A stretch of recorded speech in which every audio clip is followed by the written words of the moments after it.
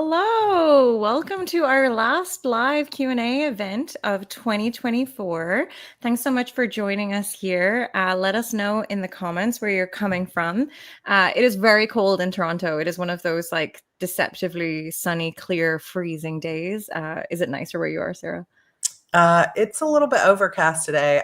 It's been colder than I want it to be. It's been getting down into the 30s, which I don't know what that means in Celsius, but zero, getting close to zero. But we're waiting it out. It's going to get warm again soon. I'm sure it doesn't stay cold long in Texas. And whereas we're bracing ourselves for like it's going to just keep getting colder. So we have people coming in from Alberta, Minneapolis, cold, no sun, New York, from France. Thanks so much for joining us. If you have any questions, feel free to drop them in the chat and we'll try and pick them up throughout. We're just so excited to get chatting. We did this last year and I was so happy to be able to bring you back. So it was like, it's this time of year where we're always thinking about the new year and like what we're going to do. And we're joined today by best-selling author, planning expert, and self-publishing extraordinaire, Sarra Cannon. Sarah, thank you so much for joining us. That's such a lovely intro. It makes me sound better than I am, I think. But yeah, I loved doing this last year. I could talk about planners forever and goals and New Year's. So I'm excited to be back with you. Thank you for having me. No worries. And so, Sarah, through your Heart Breathings YouTube presence and your different courses, you're a great resource for authors to help them plan, prep, and succeed in self-publishing. And personally, you always have an insane planner game whenever I've met you. So I really enjoy chatting the different planners with you. And also wanted to say congrats on your latest book release, The Disappearance of Vanessa Shaw. That's so exciting. I was thinking, do I have a copy to hold up? But I think I put them all on the shelf. But go yeah. Find them online. We'll drop it in the chat so people can check it out. Yeah, this is a young adult psychological thriller, but with a ghost story hook to it. And it took me 3 years to write this book. So the longest I've ever spent writing a book. But when I finished it, I crawled into bed crying, and George is like, "Is everything okay?" I'm like, "I think I did it. Like, I think it's done." All these edits, all these different versions of it. I've never written so many versions of a story before. It's 8 points of view. There's like police interviews and text messages spread throughout, and it's twisty turny. So it's like, what really happened to Vanessa? And you've got 2 timelines, the present day and the past, the weeks she disappeared. So it was really fun to write, and I feel so proud of it. And I'm so glad, like when we start doing reflection and thinking about how did your year go, there's always going to be things that you're like, oh gosh, I've had that on my list for years. It's still not done. And that's been me for the past few years with that book, because I can't move on to the next until this is done. And it has felt like something I've been disappointed in, but now in hindsight, it's like it needed the time that it needed to be the book that it became. And I can forever now be proud of the time I've spent on it. And that's one of my favorite traditions this time of year, is really go back and look through my planner and say, what did I get done that I wanted to get done that I can be really proud of? Because there's always more that you accomplished this year than you thought. Yeah. And when you start to actually reflect, you'll be like, oh my gosh, that was this year that I did that. Because we just think it's so long ago because we're only focused on the things we didn't get done. So I encourage everybody here to do some kind of review of your planner, of your plans, of what your goals were. And even if you didn't achieve the be all end all goal, how did you move forward in that? Because you probably made progress, right? Absolutely. Your book is getting a lot of love in the comments. I'm just like flagging these up here. Amazing book. Angela stayed up until 3 a.m. reading it. Angela does not like, you could see from her avatar, she writes children's books as well, and she does not like horror stuff. And it's not horror, but it is suspenseful. So I felt very honored that Angela was up all night, and Inka's here too. Hello, everybody. And you did this sort of unusual thing from an indie author. Sorry, we'll talk about planners in 1 second. But for the release of this book, you didn't pre-order it. Like, can you just chat about that for a sec? Yeah, I know that there are always best practices, and I would probably benefit from having my book finished way ahead in advance and marketing it and getting those pre-orders in. But pre-orders stress me out. And every time I have really tried to do a pre-order, because I work so late until a deadline, and I hate to push things back. Like to hold on to a book once it's done. I just ready to release it into the world. Pre-orders, I would set them up ahead of time and then I would miss them. And then I just start to blame myself and think, what's wrong with me? Readers would get upset and I feel like I was losing their trust. And so sometimes you have a best practice and then you have a what works for me. And it might not always be the best practice, but it doesn't mean that you can't still be a massive success without following what everybody else does. Like, it would be great, I'm sure, to be able to let Kobo Writing Life know, oh, I've got these releases coming up next year, because you could set up promos potentially. I could, post on social media. I could get more attention on it. So it might be better in the long run for my career, but not if I miss the date. Well, and the great thing about, I assume, saying as not an author, but like the more books you have, the more books you have to market. So if you're writing the next one, this book will exist forever to market. And Right. it seems to like have had a good release regardless. So Yeah. you're breaking the rules here and just showing that you can do that, break the rules and just make your own way. I think it's important to get the message out, because it's not said enough in the indie community that it's okay to prioritize your own process and your own mental health and anxiety. Like, not everybody has the ability to put out pre-orders way ahead of time, or any other thing. Like, not everybody wants to go hard on social media. Not everybody wants to be, following someone else's path, and it's okay. And I think sometimes we see, oh, this is somebody's path to success. If I'm not doing that, I'm going to miss out on something. But the truth is, there's so many infinite paths to success in indie publishing. You could talk to 100 different six-figure authors and get a completely different story of how they found success. Some are focused on translations or subscriptions or going all in on audiobooks or some other kind of thing. We could all have different paths and all end up at that $100,000 a year. And I think we really need to be aware that it's okay to choose your own path and design your own career, because that's the beauty of being indie. You get all this control. So Richard says, well said. I just want to say, hear. just preach. These are great pieces of advice. So let's dive into some planners, and I would like a little show and tell right now. So, so whoever wants to go first, Sarah, Laura, what kind of planners have you got in the works for 2025? Laura, let's hear from you. Gosh. Okay, so I'll show my 2024 one and then my 2025 one, because it's the same planner, so I can kind of show it like filled out. But this is here, I'll show the front of it. This is the Peacefully Productive Planner from Hustle Sanely. So it's kind of a big one, but I like having like the bigger squares so I can write more on them. It has these nice like layouts for each month. So this is December, has a nice like motivational message. And then it has the spots here to plan out what your goals are for the month, and any important dates, and like a little affirmation if you want to write one for yourself. Do you do that? Do you add them? I did not for December. Sometimes I do. But it's nice to have the option. Yeah. And then they have a big like calendar layout for the month as well, which I like. I need to have like a big calendar layout, and then like the weekly option too. And then they also have like weekly spots, and you can plan out your day, like the different hours of the day, and like block off your meetings. And then you can also do like your top 3 tasks for the week, which I like to kind of prioritize. There's like a habit tracker that you can add as well. You can add one of your habits there to track. And then for each day, you can put your top 3 focuses of the day.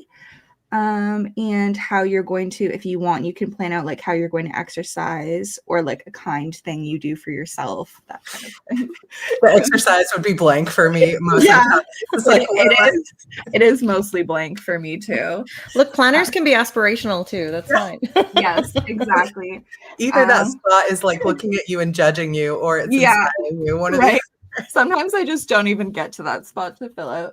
And then I have the same one for 2025, and it's pretty similar, but one of the things I like is that they added a spot for quarters as well, so you can plan out like your goals for each quarter as well. So that's a good idea. Yeah, so maybe it'll help me remember all the goals I make for myself. And you're a color coding planner as well, aren't you, Laura? I know you have a pretty solid pen game.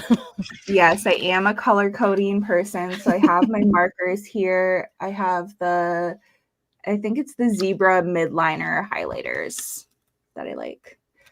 And yeah, I highlight, like, I have a highlight for work, one for appointments, and then one for like personal meetings and stuff. And yeah, love a color code. I also have whiteout. I don't like having like something that's not that gets canceled in my planner, so I'll white everything out. But, yeah. Those highlighters also come with Hello Kitty and friend characters on them, so I have them as well. But they have Hello Kitty and My Melody and all characters on I them. need to look for those ones. Nice. I'll go real quick because then I'll let you have more time, Sarah, because my planner is like pretty, like not basic, but I like a big moleskin, where this was this year's one, which is pretty like grubby looking, but I like that it has the months at the beginning. So you can kind of set your goals for the month, and then each week is broken down. And I like note take like a maniac when I'm at work. So, I actually love that. so I like the split of it. So I have next year's one is ready, which is actually slimmer. They took out some of the pages. So I'm sure I'll be wondering about like, where am I going to put everything? So I might have to reevaluate my planner game if it doesn't work out. But like a companion notebook, like one of the moleskin cahiers or something. Yeah, I don't know if that's how you say it, but that's what it looks like. But so tell us yours, because I always like how you use yours as like a almost like a mood board planner sort of vibe, and I assume have multiple. I have a whole stack and I did not grab them all, and I couldn't even find. I was like, where's my one I just put together? I am condensing planners a little bit this year, which is laughable because there's still like 12, which I know people love to hate. I always know when my planner lineup video is getting out past my own audience because people will say ugly things about using multiple planners, but I love using multiple planners because it's so fun to be able to explore different layouts. It's like a hobby, but it also is fun for me to say, this is my planner that I use for this one thing. So I have one that's for my morning journaling, and I have one that's for my evening journaling, and I have a memory journal. And a lot of my planners are less planning ahead and more documenting things after the fact, like journaling or what did my kids do. I have a 5-year journal that I just finished. So I bought the Hobonichi 5-year in 2020, and I actually wanted it for a couple of years, but I really wanted the spine to say like 2020, then 2025 on the next one. Like I just needed it to be those like half decades. I also have a 5-year one. I do it all the time, but I think I got mine in September 2021. So I have a ways to go. Yeah, I just finished mine, and it's so proud. I'm so proud for sticking with it for 5 whole years. It's like not every single slot. If anybody's not familiar with a 5-year journal, it's just a journal that every page is a different day of the year, and it has 5 slots that are just a few lines that you can put like what you did on December 13th, 2020, then 2021. And it's been so fun to look back because our lives have changed so much in those 5 years. And so I'm starting a new 5-year journal, and my main planner is one that I designed. So it's called my HB90 system. It's a 90-day planner, and I've been putting it in sort of like Happy Planner discs, which is some people might not be familiar with Happy Planner, but it's just like round discs that you punch and you can take the pages in and out. And it's just gotten so big and bulky for me that I was like, oh, I don't want to do that. But my planner is printable. It's not a printed planner. So I went kind of crazy and I bought a coiling machine and I took apart some of my Erin Condren planners and printed out my entire planner and did what I call a Frankenplan with my HB90 pages and Erin Condren like monthly and weekly pages on an Erin Condren coil. So this is actually my planner for this year. So I like to tip in things like vision boards, and there's multiple of them in here, like my personal vision board. I have vision boards for my stories in here.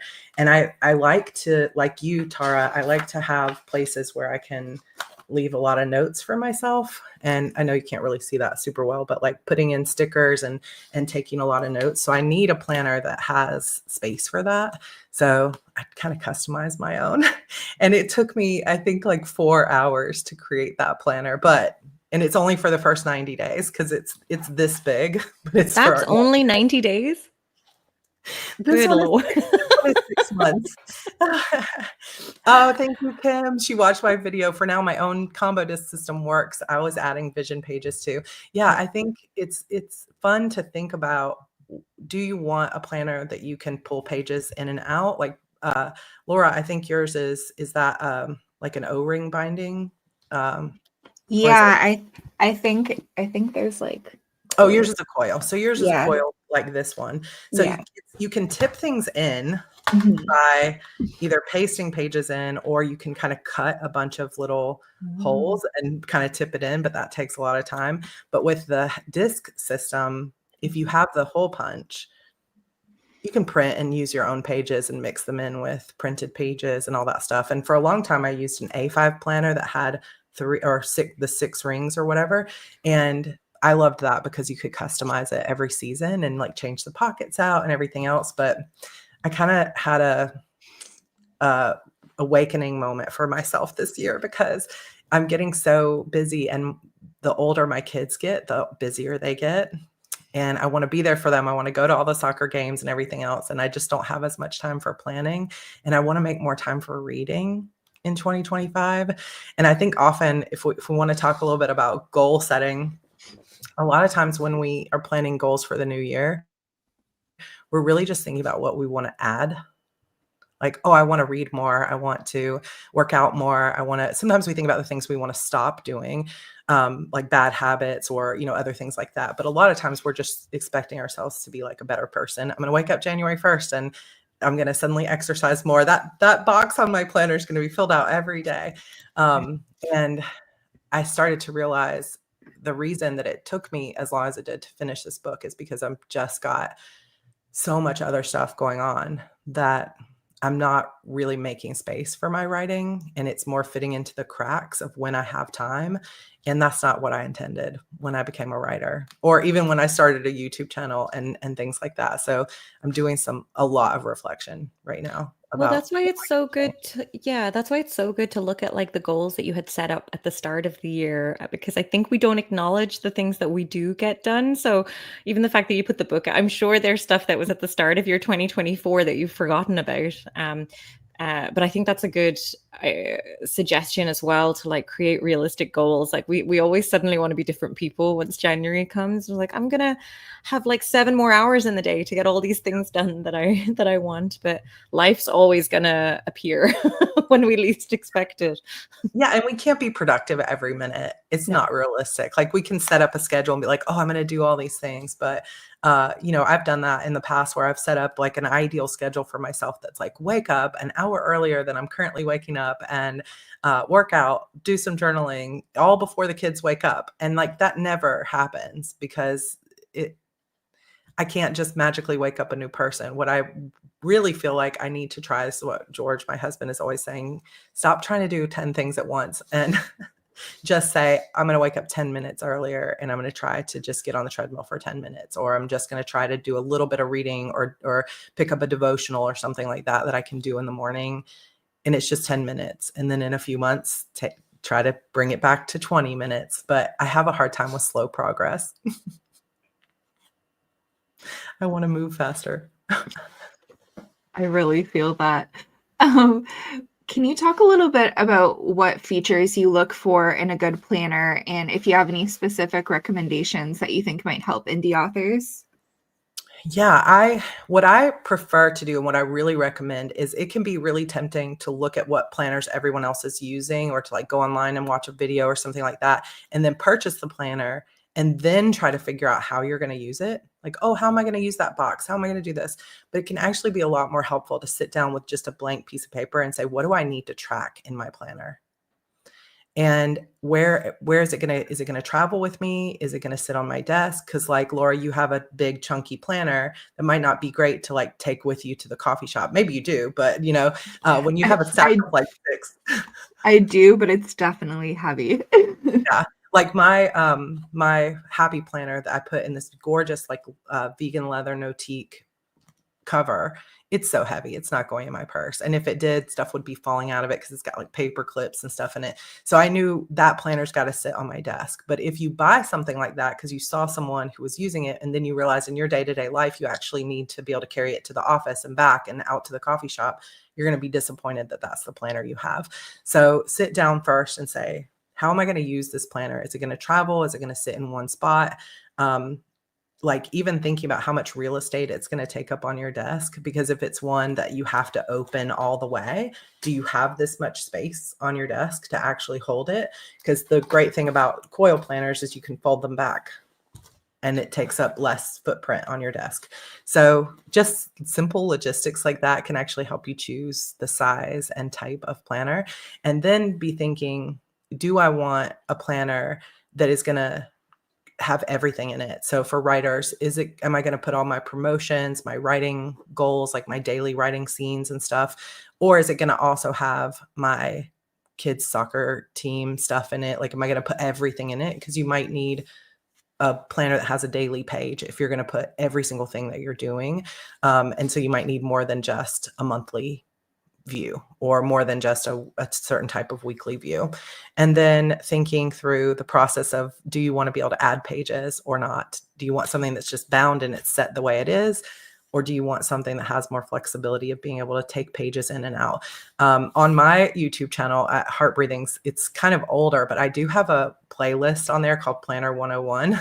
And it goes through all the different types of bindings and planners that are out there and has like a questionnaire to go in and choose what works for you. So if anybody's like, I've never used planners and I really want to see, you could go check that out. Sorry for the shameless plug, but it is helpful to think through those things. Not shameless. Beautiful plug. I'm curious with your 5-year journal, when you travel, because I used to sometimes bring it with me, but they're kind of clunky. So I take notes. I use my notes app in the phone and then I write them in afterwards. I'm just curious if you do the same.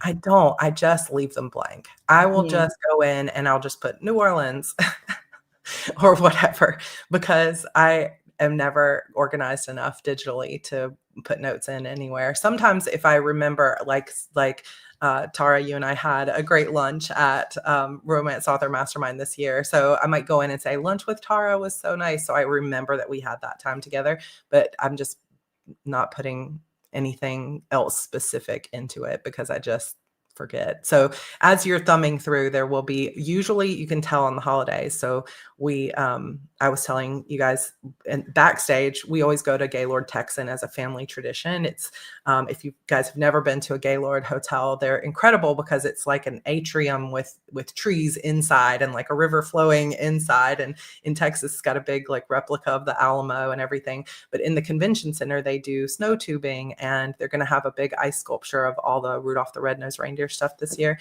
And so the kids love it. This will be, I think, our 4th year of going. And I'm not going to write anything for those couple of days, which is unfortunate, I guess, because it's like family memories. But there's certain times a year where it's like I'm never writing because it's spring break and I never write anything. And it's okay. I think some of us can get nervous about leaving blank pages, but it's okay to have a few blank pages in there. You need the recharge time too, right? The creative juices can't flow all the time. So you need to, and it's good. You're really prioritizing time with your family to be present there as well, which is super important.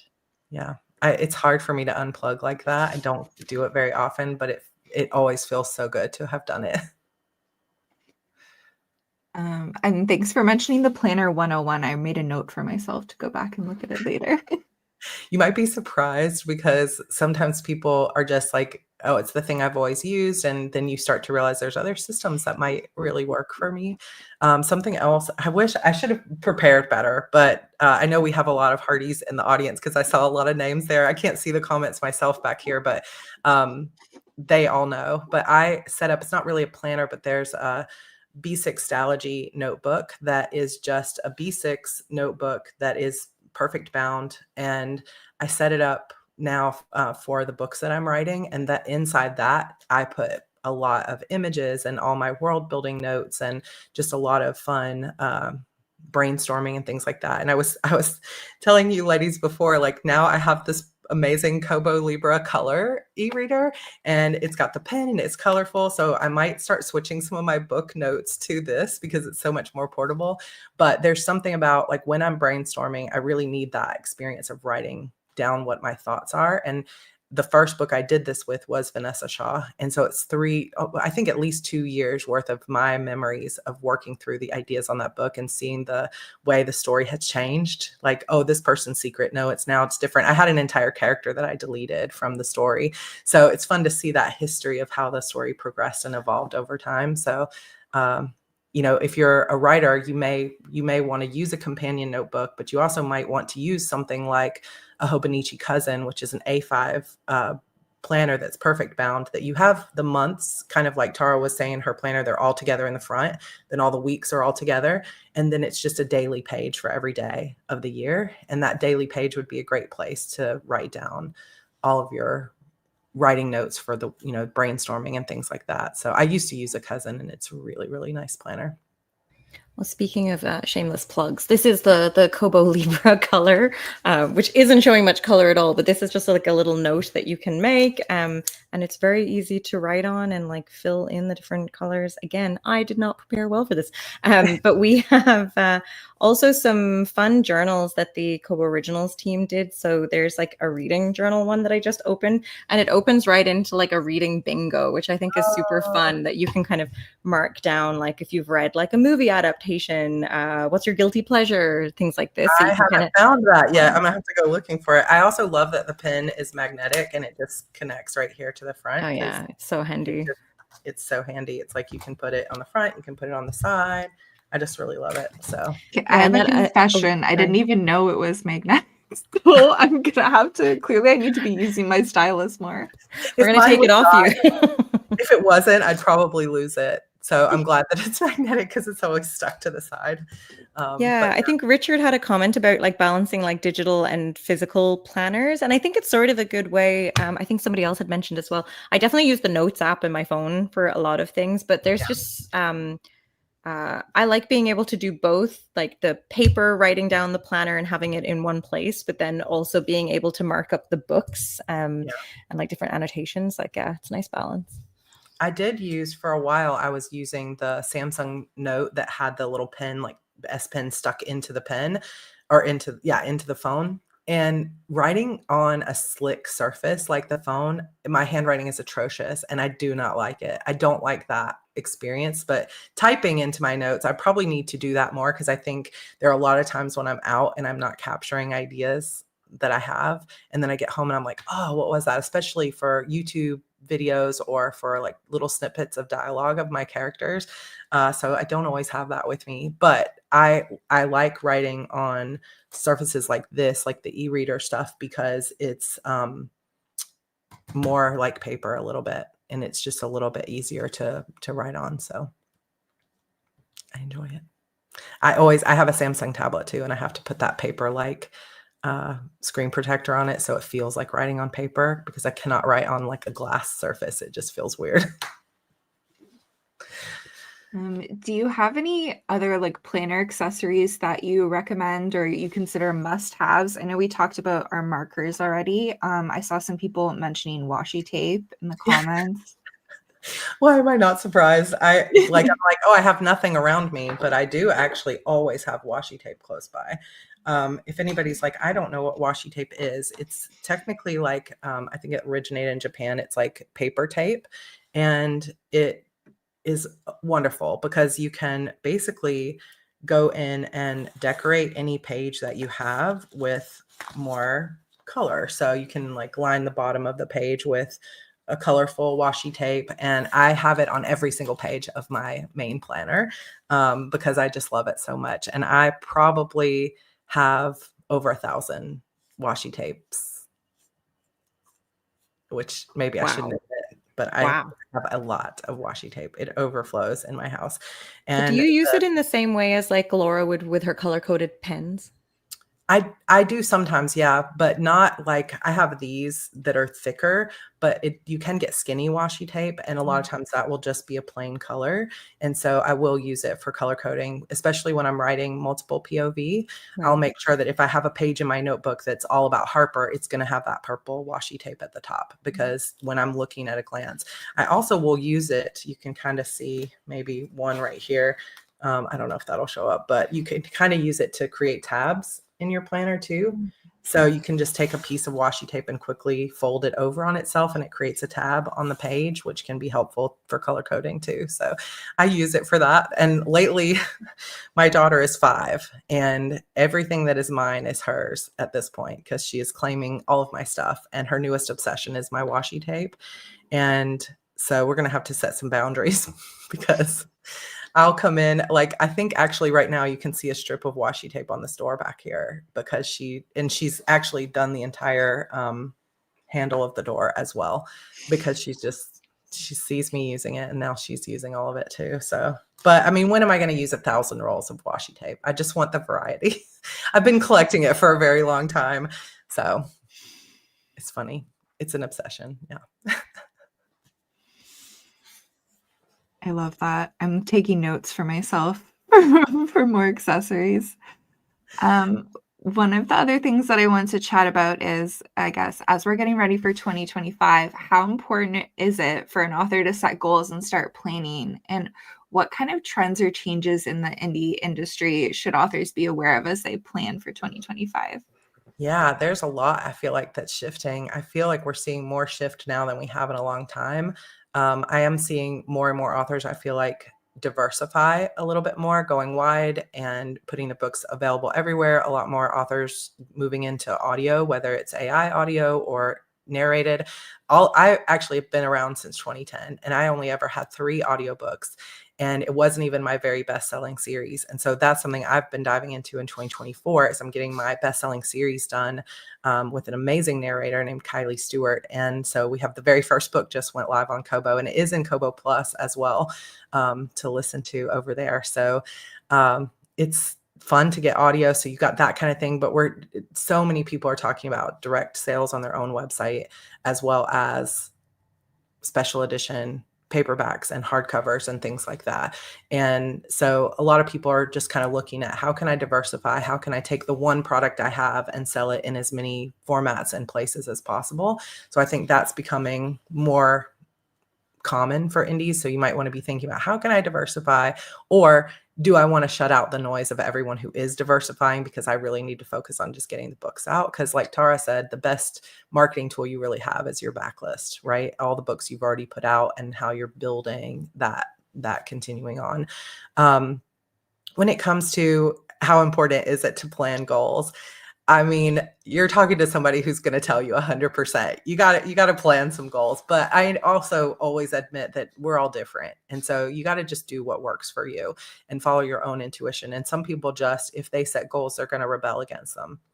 And so maybe it's not something good for you. But one of the reasons I think goals are important, and when I talk goals, I'm thinking long-term strategy and then bringing that into 90-day planning.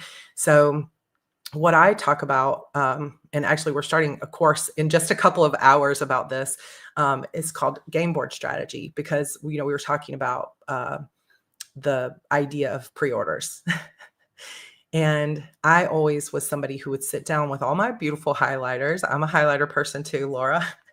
I would sit down with them and I would create calendars and calendars of, well, if I could write 3,000 words a day, I could publish this many books this year. And I would create this unrealistic calendar for myself. And then a couple months in, I've hit a block in the story and the whole year is messed up now. And I just kept running against that over and over, especially the year that I was like, I'm going to go ahead and set up 2 or 3 pre-orders and I'm going to really hit it hard this year. And then I couldn't do it. And it was extremely stressful for me. So I started to realize I want to plan ahead, but I can't do it with deadlines. So how do I plan ahead and stay flexible for an industry that's always changing? And so what I like to do is take that goal of who do I really want to be as an author? What do I want to be known for? What kind of books do I want to write? How often, do I want to write every day? Do I want to be hustling as hard as I can and just am I in a season where I want to put out as many books as I can and try to move ahead? Or am I in a season of burnout and need to rest? And I kind of evaluate that and think, okay, where do I want to be long-term? And then reverse engineer that goal and say, what is that version of me in the future? Because I mean, I'll tell you, I will definitely do it shamelessly. I want a TV show someday. I want a best-selling series. I want, books that people recognize. Like I think many of us want that, but I'm not afraid to admit it, but I'm not in a place yet where that's happening. But it could happen in the next year. You never know what's possible, but I will forecast that out and think, okay, if I was that version, let me imagine myself on a red carpet. We're doing a TV premiere for Netflix or, whatever. What does that version of me have in place that I don't have right now? Maybe it's that best-selling series that really resonated in a big way with audiences. Maybe she has a couple of assistants or a bigger team. Maybe she's doing Facebook ads and I'm not. Maybe, I can sit there and start thinking about what aligns for me if I start looking ahead on that thread. What do I think I need to have in place to achieve that? And I'm not going to be able to see all of it. It's kind of like putting together a puzzle and you are just able to put together the end pieces. Like when I put together a puzzle, I'm always looking for the flat edge pieces. Yeah. And then I give up once you get the edge. I'm like, the rest is too hard. The rest is too hard, especially on some of those ones where you're like, it's just all pink. I don't know. It's all flowers. We love doing puzzles here, but yeah, the kids often give up after the skeleton is out there. But long-term goal setting, I see as the skeleton, like you're building the skeleton of the puzzle. You're kind of thinking ahead and saying, okay, I need a website. I need a brand. I need a series idea that's going to sell. I need to be cohesive in my genre. Like you can set things up for yourself and put them in an order of operations, but not worry so much about the deadlines. So I might know that I want to be writing book 12 of my one series, book 4 of another series, but I don't want to set a deadline that it has to be done by March, but I know the order I'm going to do it. And I know, okay, I've got this audiobook coming. I've got this book that I'm going to write. I'm going to try to get a Kickstarter going this year. So I can have that order of operations, but let go of the deadline and just get it done as quickly and as aligned as possible. So I'm not burning myself out. But then I fill in the puzzle every 90 days. So this next week, before I take a vacation, I'm going to sit down with my 90-day plan and I'm going to think, okay, I've got the skeleton pieces. What's the part of the puzzle I'm going to focus on this 90 days? And how can I really focus in on that and get that done? And then the deadlines start to take care of themselves. Yeah, I think that's wonderful advice. Especially I think the hardest thing is knowing what you want for sure, or I guess like admitting out loud what your goals are. I mean, I think it's sometimes easy. It's so easy to be a little bit scared of saying out loud what you actually want, but you'll never get there unless you do that. And I think it's a great kind of thing to think about as we're in like the end of the year, start of the year. I know we're in the planning. I'm giddy. I get giddy about it. The thick of it all. Louisa has a comment there as being a total noob to writing in general. The self-publishing options are overwhelming. Where do you start? And I just want to say you're starting in a great place. Sarah has a bunch of resources, as do we on the KoboWritingLife.com. And if you wanted to send us an email for any more information, I'll get Vanessa to drop it in the chat. But you can email at writinglife@kobo.com, and we're happy to help advise you on anything to do with Kobo. So it was a little pivot, so we're talking about setting goals and being aware of what we want at the start of the year. And you're really kind of focused on the 90 days. Do you have any methods to track because I know you're not driven by deadlines per se, but is there any,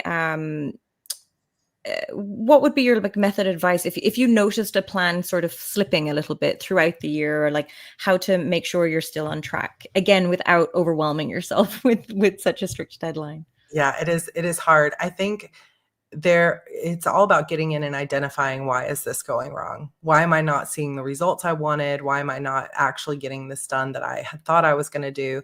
And sometimes it can take a little bit of time to get honest with yourself, because that's what happened to me. I was like, why is this book not getting done? Well, the story's just not coming together. And it wasn't until this year that I realized I'm really not spending enough time on this. In the past, when I was writing faster, I was ruminating about my story all the time, in the shower, out for a walk. I was taking a lot more walks, and I was brainstorming in my head a lot more often. And with this book, because I was so busy, I would think that I'm prioritizing my writing because I'm sitting down for a couple of hours. But really, it's not the sitting down at my desk that was where the story was coming together. It was in the extra brainstorming sort of rumination time, and I wasn't giving myself that space. And it wasn't until I finally just said, okay, this is not happening because I'm not really making a priority. And I had to be honest with myself. And so one of the biggest tools that you can use is just review and really asking yourself the tough questions of what's working and what's not working. And if your plan is sliding, there's usually a handful of culprits. One, you don't really want to do the thing you said you were going to do. That is one of them. You're not really motivated to do it because maybe you're doing it out of obligation or because everybody else said you need a Shopify store or, whatever. And you're not really interested in it. Sometimes that's even true for the genre we're writing. Well, somebody told me I could make more money writing this. Like a lot of people told me, don't write YA, you'll never make any money. And, $2 million something dollars later, I'm like, well, you were wrong. And maybe I don't make as much money as somebody who writes a different genre, but I write what I want to write and I write what I love. And I am successful with that. And I think sometimes we listen too much to what other people tell us is possible instead of trusting what we want.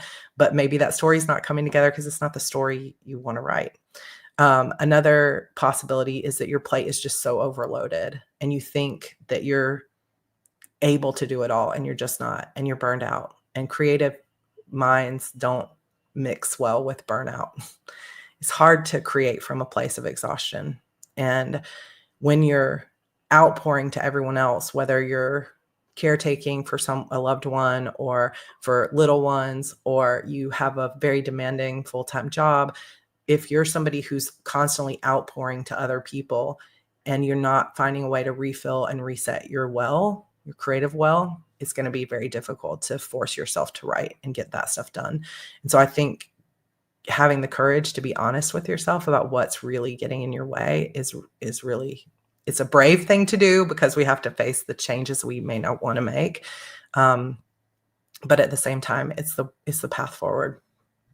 That's the liberating thing about these paper planners too, because you can get it out and write it down and, I don't know, set it on fire if you want, or throw it away if it's too scary, This year was terrible. Let's just Exactly. Or use whiteout. Yeah, which I do. She's so neat.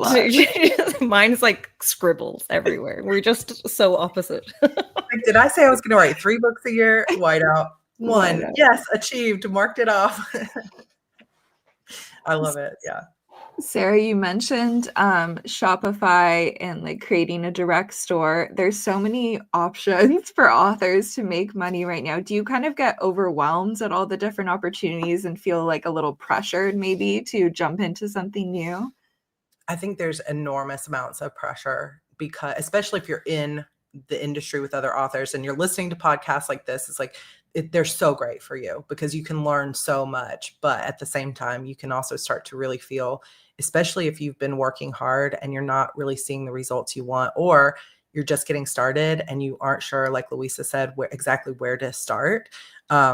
Because if you see someone a little further down their path and they are doing a Shopify store, chances are if they're being successful with it, they have at least 15 books published. And so, but somebody might think, well, I need to start with a Shopify store, but that's not really great advice for somebody who has 1 or 2 books most of the time. And so it's really about taking a step back from all the noise of what everybody else is doing, knowing how to, because it's important to be part of the communities, to listen to the podcast, to read the blogs, to get the information, because we need that knowledge, but to have some kind of system for yourself of saying, but does this apply for where I am right now in my career? And being able to really let go of the things that you're not ready for yet, which is kind of what I'm talking about with that game board strategy. You could make a note card for yourself that goes at the back of the pile for direct sales. So oh, well, it's not something I'm going to do now, but I'll revisit that next year. And your mind says, okay, that's taken care of. I don't have to worry about. And then, if you see somebody's talking on a podcast about direct sales, you don't have to listen to that podcast, or you don't have to read that post because you're not ready for that yet. And I think instead, the feeling that comes up quite often is, if I don't do this, does that mean I'm going to miss my chance? What if especially when we hear, like, I went to several conferences this year and there was a lot of people that were sharing stories about like, oh, translations was the thing that took me to 7 figures, or getting my direct store was the thing that took me to 7 figures. My Kickstarter was the thing. And so we hear a lot of people that it was like they focused in on one thing, but we're hearing about 12 different things. And so we're like, what is my thing? And if I choose the wrong one, does that mean I might miss the one, the big breakout success? And so we kind of start to think, well, I got to do it all. I got to figure out a way to do all of it. And all that ends up doing is making us overwhelmed, stressed, burned out, and really not executing on any of those plans in a way that's going to make them successful. And so I think that's the trick, is really being able to discern for yourself, where am I right now in my career? Not just where do I want to be, but like, where am I right now? And what do I have the bandwidth for and the resources for and the knowledge to take on next? And realizing, kind of having a little bit of patience with yourself and saying, I don't have to go from not published yet to having direct store, having every social media being published in special editions. Like, you don't have to do all 12 of those things. I know I published in 2010, so it was a very different world back then, but I only had ebooks for 6 years. It's okay to just start with the first thing. And for most indies, it's just getting your ebook up. And now it's so easy to add a paperback at some point later. You can do it through, several different places, but the ebook is really where most of us start. And so get started there. Yeah, I think that goes back to kind of what we said at the start as well, of like the not being too caught up in like the comparison piece. Like you were saying, like some people have 15 books and it's easier to market, but some people also have 15 people that are helping them do all of these things, So it is great that indies have control, but you don't ever quite have a full peek behind the curtain as to like the support there or anything. So and I'll trust in what you're doing.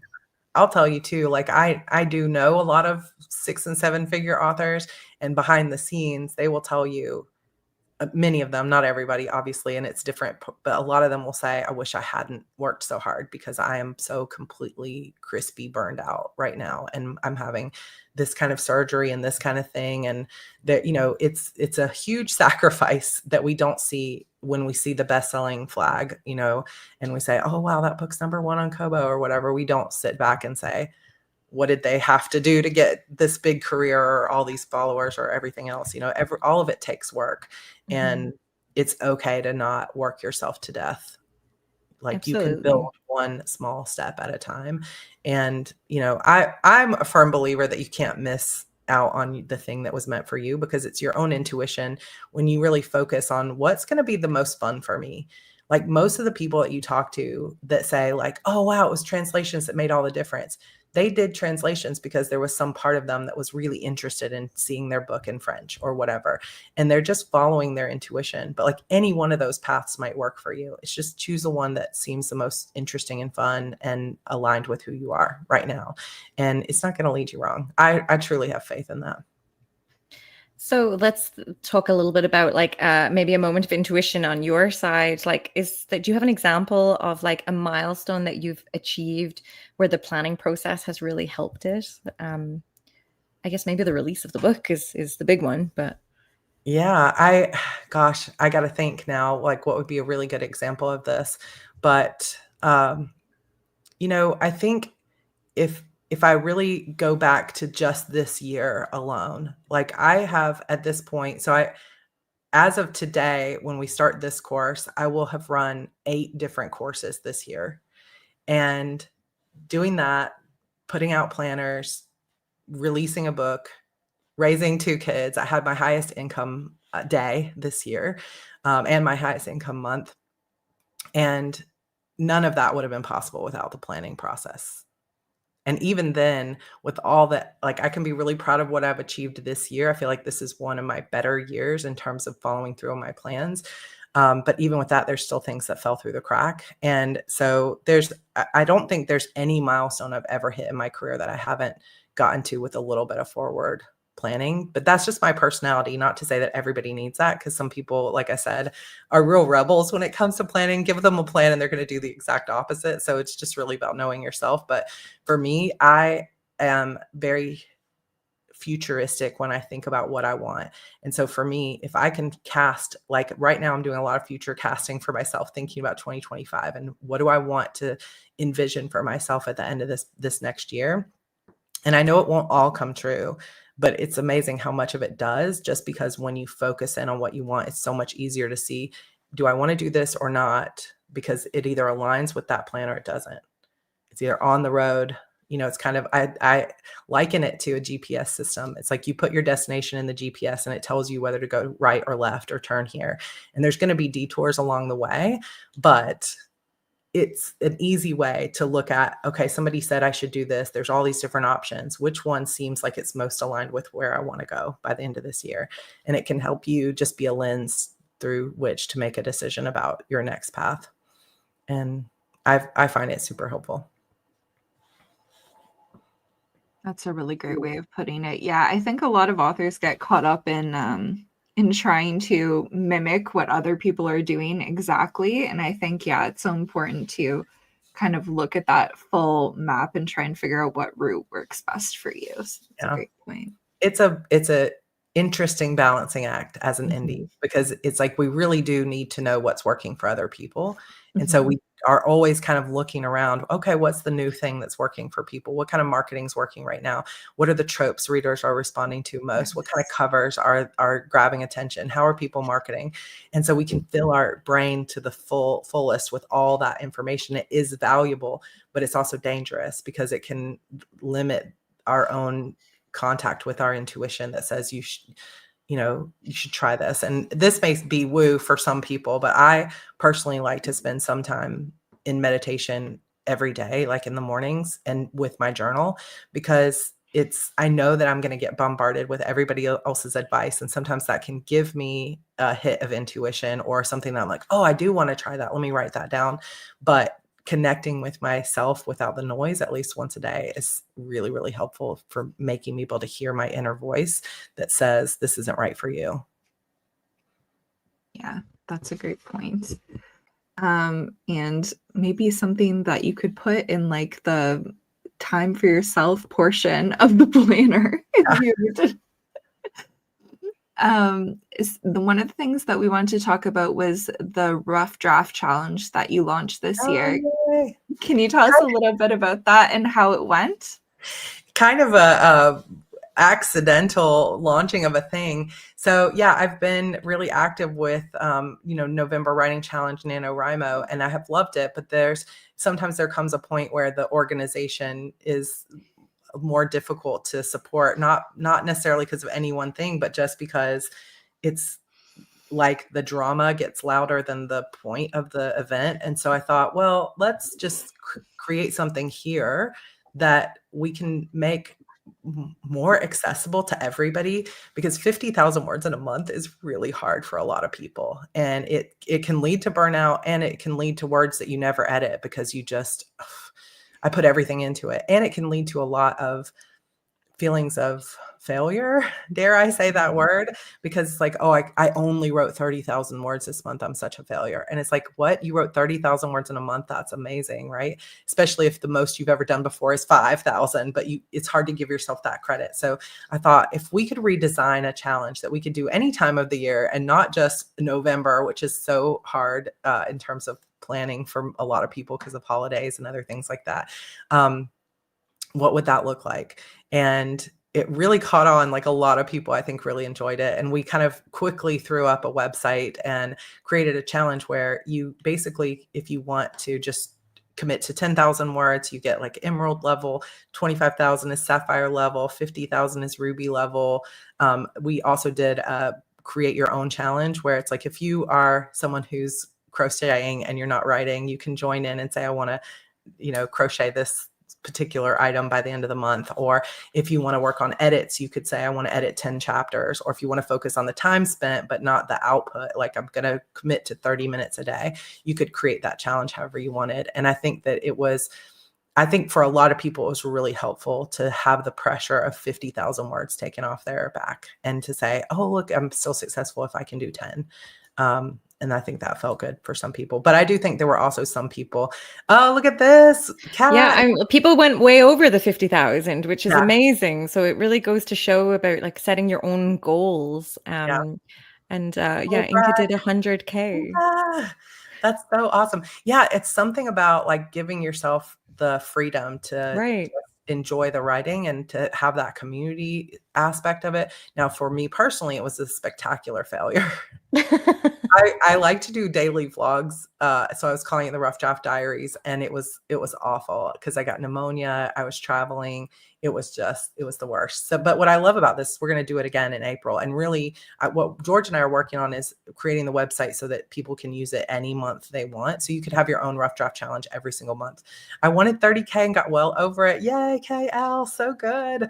Oh my gosh, look at this. Sick for most of the month. So I was happy with 25K. Yes. And that's the thing. I was sick too. And I lowered my goal. I set my goal originally at 25K. I lowered it to 10K like 2 days before the end of the challenge. And it wasn't a failure. I still hit my 10K and it was amazing, but the month did not go as I had planned. So we're going to do another official one in April.